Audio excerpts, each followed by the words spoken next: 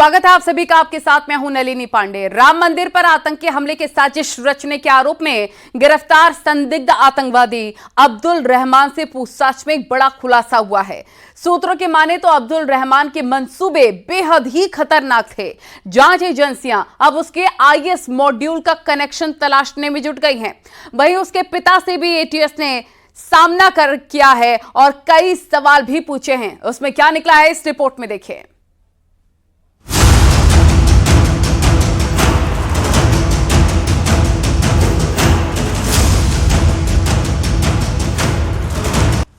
संदिग्ध आतंकी अब्दुल रहमान को लेकर बड़ा खुलासा।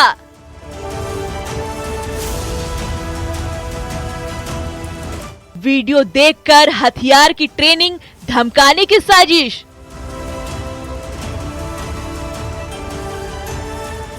एटीएस ने मिल्कीपुर ले जाकर कई राउंड पूछताछ की।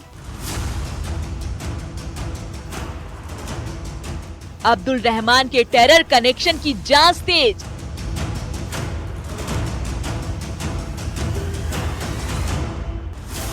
अयोध्या में राम मंदिर पर आतंकी हमले की साजिश में गिरफ्तार इनायत नगर के मजनाई गांव के रहने वाले संदिग्ध आतंकी अब्दुल रहमान से पूछताछ में एटीएस को बड़ी जानकारी मिली है। सूत्रों की माने तो अब्दुल रहमान के पास कई ऐसे वीडियो लिंक मिले जिनका कनेक्शन हथियार चलाने की ट्रेनिंग से है।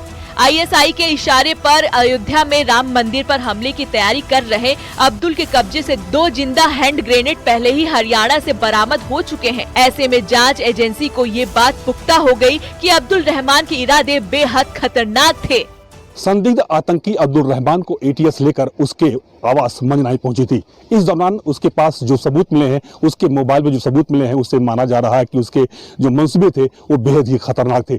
उसके पास से फरीदाबाद में 2 जिंदा हैंड ग्रेनेड मिले थे। इसके पास से जब एटीएस के घर पहुंची तो मालूम पड़ा कि उसके पास उसके घर में कुछ डमी हथियार भी थे। वो उसके घर से एटीएस को लकड़ी के बंदूक भी मिले थे, जिसे डमी हथियार माना जा रहा है कि सोशल मीडिया प्लेटफॉर्म पर डमी हथियार से लोगों को ट्रेनिंग में दे रहा था।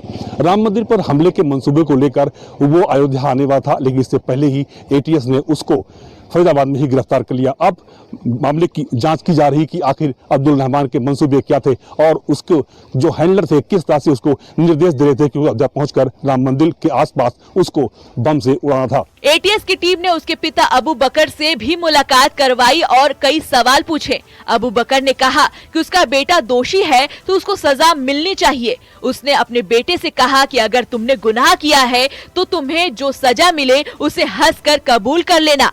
गलत का साथ ना तो माँ बाप देंगे, ना ही सरकार और ना ही कानून। यदि तुम निर्दोष हो तो हम सरकार से मांग करेंगे कि तुम्हारे साथ अन्याय ना हो।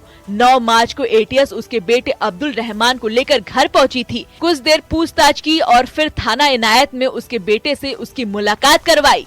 कि भाई तो हम के अगर बेटा कुछ गलत करे हो वो तो सरकार से जोन तो होकर सजा मिले, एक हंस के कबूल के लिए भाई गलत के साथ न बाप दे न हम देश के कानून के साथ। हाँ, अगर निर्दोष है वो तो तुका यानी तुम्हारे साथ रियायत बरती जाए, बस यही हमारा कहना है। ज़्यादा देर नहीं रही, लड़का के लेके आए, फिर थाने में थोड़ा देर बातचीत हुई बस। सूत्रों के मुताबिक आईएस हैंडलर अबू सुफियान से राम मंदिर पर हमले का निर्देश अब्दुल रहमान को दिया गया था। हमले से पहले उसने रेकी भी की थी। हरियाणा में उनके कब्जे से कई संदिग्ध चीजें बरामद की गई थी, जिससे उनके खतरनाक मंसूबे का पता चलता है। फिलहाल इस मामले की जांच अभी जारी है और आगे भी कई बड़े खुलासे सामने आ सकते हैं। अयोध्या से न्यूज़ 18 के लिए केबी शुक्ला की रिपोर्ट।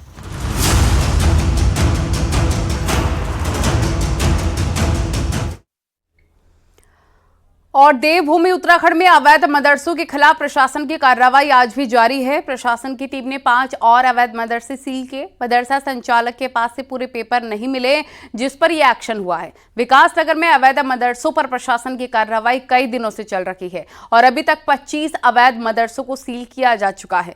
हिंदूवादी संगठन आरोप लगा रहे हैं कि प्रदेश की डेमोग्राफी बदलने की कोशिश हो रही है। वहीं प्रशासन का एक्शन भी लगातार जारी है। तो हम लोग ज्ञापन दे रहे हैं सर, रुद्रसनाथ देवभूमि उत्तराखंड को तत्वाधान किया है। ओम नमः शिवाय, ओम नमः शिवाय। देवभूमि उत्तराखंड के विकास नगर में अवैध मदरसों पर ताबड़तोड़ कार्यवाही चल रही है। अब सरगर्मियां तेज हो गई हैं और एक्शन भी तेजी से हो रहा है। जहां एक और सीएम धामी के सख्त निर्देश के बाद पछवादून में प्रशासन की टीम कार्यवाही करते हुए अब तक 19 मदरसे सील कर चुकी है। वहीं अब हिंदू संगठन से जुड़े लोग तहसील पहुंचकर अवैध मदरसों पर कार्यवाही के साथ साथ मस्जिदों और मस्जिदों में लगे लाउडस्पीकर पर भी कार्यवाही की मांग कर रहे हैं। मैं ये माननीय मुख्यमंत्री जी रुद्रसेना देवभूमि के पदाधिकारियों का दावा है कि उत्तराखंड देवभूमि है। यहाँ बड़ी संख्या में बाहर से मुस्लिम मौलाना उत्तराखंड आकर अवैध मदरसे खोल रहे हैं। अवैध मस्जिदों का जाल भी बिछाया जा रहा है। प्रदेश की डेमोग्राफी चेंज करने की कोशिश की जा रही है। 13 जिलों में बड़ी मात्रा में दुकानें खोलकर किराए पर लेके उसके अंदर कुरान और हदीस की आयतें लगाकर मिनी मस्जिद बनाने का भी काम कर रहे हैं। वही दुकानदार किराए पर दुकान लेकर ऐसे कृत्य कर रहे हैं। अवैध रूप से बिछाए गए जाल के खिलाफ हम लोग आज सड़कों पर है। पछवादून के रामपुर में बड़ी मात्रा में एक मस्जिद का निर्माण हुआ है। वो एमडीडीए के तहत हुआ है या नहीं है, उसकी भी एक बार जांच कमेटी बिठाई जाए, उसकी जांच की जाए। उत्तराखंड में अवैध मदरसों पर लगातार कार्रवाई चल रही है। विकास नगर में ही बड़ी संख्या में मदरसे सील किए गए हैं। अवैध मदरसों पर एक्शन। ढकरानी में 2 मदरसे सील, नवाबगढ़ में 3, मुस्लिम बस्ती में 1, मदीना बस्ती में 1 मदरसा सील, हरबर्टपुर में 1 मदरसा सील, कुंजा ग्रांट में 1 मदरसा सील, पछुआदून में 10 अवैध मदरसे किए सील, केदारावाला गांव में 1 मदरसा सील। प्रशासन लगातार एक्शन में है और कार्रवाई जारी है। सीएम साहब को हमने कहा सर हमें ये तो बताइए किस चीज की चेकिंग कर रहे हैं। अरे मान लीजिए मदरसा जिसे आप मदरसा बता रहे हैं, इसके कागजात हमारे पास है, इसकी मतलब जमीन के कागजात हमारे पास है, ट्रस्ट बनी हुई है। हम कोई बाहर के बच्चे यहाँ या कुछ फंडिंग नहीं कर रहे। इसमें टोटल 10 मदरसों पे सीलिंग की कार्रवाई की गई है और शेष कल जारी रहेगी। जो मदरसे थे इनकी जांच की गई थी और जांच की जो रिपोर्ट आई थी उसके बाद सभी लोगों को पंजीकरण के लिए अवगत करा दिया गया था। उसके बाद पंजीकरण जिन लोगों ने नहीं कराया उन पर कार्रवाई की। विकास नगर तहसील क्षेत्र में बड़ी संख्या में अवैध मदरसे प्रशासन के निशाने पर हैं और उन पर ताबड़तोड़ एक्शन चल रहा है। हिंदुवादी संगठन से जुड़े लोग गंभीर आरोप लगा रहे हैं तो दूसरी ओर प्रशासन की टीम कार्यवाही कर रही है। Bureau report, news 18।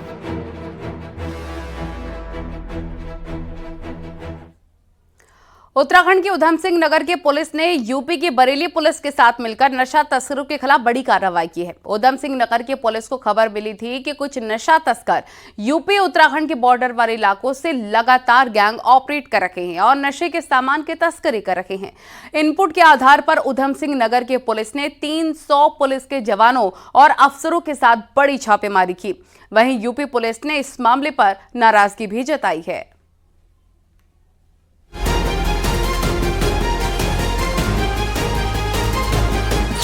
Uttarakhand police का बरेली में बड़ा एक्शन। नशा तस्करों पर 300 पुलिस वालों के साथ छापेमारी। यूपी पुलिस ने कहा नहीं दी सूचना, जरूरी थी सावधानी। बरेली में उत्तराखंड पुलिस की फिल्मी स्टाइल में हुई सर्जिकल स्ट्राइक चर्चा में है। बरेली पुलिस ने इस मामले में नाराजगी जताई है। एसएसपी बरेली का दावा है कि बरेली पुलिस को बिना बताए उधम सिंह नगर पुलिस ने कार्रवाई की और जिन लोगों को पकड़ा उनमें किसी का कोई आपराधिक इतिहास भी नहीं है और न ही किसी के पास कुछ बरामद हुआ है। सिर्फ एक व्यक्ति के खिलाफ पुराना मारपीट का मामला दर्ज है और इसकी शिकायत अब वह प्रदेश के मुख्यमंत्री और उच्च अधिकारियों से करेंगे। इस कार्रवाई की जानकारी स्थानीय थाने या किसी वरिष्ठ पुलिस अधिकारी को नहीं दी गई थी। चौकी प्रभारी गश्त में जानकारी होने के बाद इस टीम के साथ साथ रहे और उनके द्वारा टीम को पूर्ण सहयोग दिया गया। इस कार्रवाई के दौरान उस जनपद की पुलिस के द्वारा कुल 16 व्यक्तियों को हिरासत में लेकर प्रस्थान किया गया। वहाँ पे जो मकान थे और रिहायशी एरिया है उसकी तलाशी भी दी गई। इस पूरी कार्रवाई के दौरान किसी व्यक्ति से, किसी मकान या किसी परिसर से किसी अवैध मादक पदार्थ की कोई बरामदगी नहीं हुई है। जो 16 व्यक्ति हिरासत में लिए गए थे उनमें से 15 व्यक्तियों को पूछताछ के बाद उनके परिजनों को सुपुर्द कर दिया गया है। एक व्यक्ति को पुलिस के द्वारा, स्थानीय पुलिस के द्वारा गिरफ्तार किया गया है। हमारे द्वारा जब इन 15 व्यक्तियों का आपराधिक इतिहास चेक कराया गया है तो उनमें से 14 के विरुद्ध कोई FIR पंजीकृत होना नहीं पाया गया है। मामला बरेली जिले के थाना फतेहगंज पश्चिमी के अगरासपुर गांव का है। उत्तराखंड पुलिस को ये इनपुट मिला था कि बरेली के थाना फतेहगंज पश्चिमी इलाके से ड्रग्स माफिया और तस्कर उत्तराखंड में युवाओं के बीच नशाखोरी को बढ़ावा दे रहे हैं। दूसरे राज्यों से सस्ते दामों पर नशीली चीजें खरीदकर उत्तराखंड में महंगे दामों पर सप्लाई कर रहे हैं। इसी इनपुट के आधार पर उत्तराखंड पुलिस ने 9 मार्च को देर रात करीब 300 जवानों के साथ करीब 70 गाड़ियों में सवार होकर छापेमारी कर दी। अगरासपुर गांव की सभी गलियों को सील कर दिया गया था और इसके बाद घरों में तलाशी लेकर करीब 2 दर्जन ड्रग्स माफियागिरी की आशंका पर उन्हें हिरासत में लिया गया। बॉर्डर के एरिया के कुछ क्षेत्रों को चिन्हित किया गया जहां ये नशे के तस्कर अपना आशियाना बनाए हुए हैं। उस आशियाने को चिन्हित करने के उपरांत कल उधम सिंह नगर पुलिस के लगभग 300 कर्मचारी और अधिकारियों के द्वारा उन क्षेत्रों में रेड मारी गई, जिसमें कुछ लोगों को हिरासत में लिया गया और कुछ वांछित अभियुक्तों को गिरफ्तार किया गया। ऐसे अन्य क्षेत्र भी हमने चिन्हित किए हैं। जल्द ही इनके ऊपर भी कार्रवाई की जाएगी और ऐसे अपराधी जो नशे का व्यापार करते हैं उन्हें गिरफ्तार किया जाएगा। बरेली के फतेहगंज पश्चिमी के अगरासपुर गांव में ज्यादातर मुस्लिम आबादी है। जिस वक्त उधम सिंह नगर के SSP मणिकांत मिश्रा के नेतृत्व में सर्जिकल स्ट्राइक को अंजाम दिया जा रहा था, उस वक्त रमजान के चलते सहरी का टाइम था। सुरक्षा के लिहाज से पूरे प्रदेश की निगाहें बरेली शहर पर है, लिहाजा बरेली पुलिस इस कार्रवाई से सहम गई। बरेली पुलिस को बिना जानकारी दिए ये सर्जिकल स्ट्राइक एक बड़े विवाद का कारण भी बन सकती है। फिलहाल अब ये तो आने वाला समय ही बताएगा कि बरेली में उत्तराखंड पुलिस की सर्जिकल स्ट्राइक का ऊंट अब किस करवट बैठेगा। Bureau report, news 18।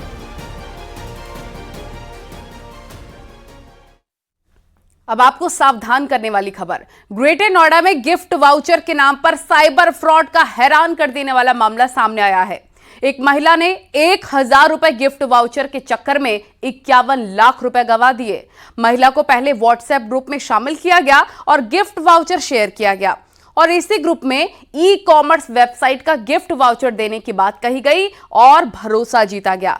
बाद में चंद दिनों में कई गुना मुनाफा कमाने का लालच देकर निवेश का झांसा भी दिया गया। लालच के चक्कर में महिला ने 51 लाख रुपए गंवा दिए हैं। देखिए।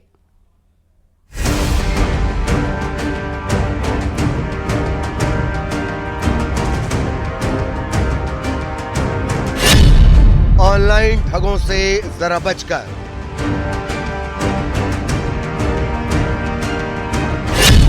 कूपन के लालच में फंसे तो हो जाएंगे कंगाल। बिना पड़ताल लालच किया तो लुट जाएंगे। ऑनलाइन ठगी की यह कहानी आपको हैरान कर देगी।